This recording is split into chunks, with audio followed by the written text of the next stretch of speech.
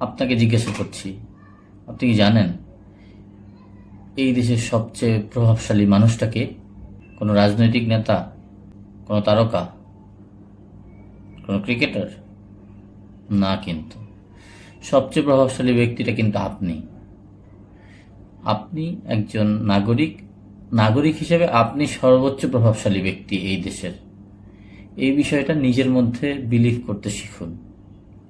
আপনার হাতে ভোট হয়, এই দেশের সরকার হয়, আপনার ট্যাক্সের টাকা এই দেশের উন্নয়ন চলে, আপনার ছোট্ট সিদ্ধান্ত সমাজ বদলে দেয়।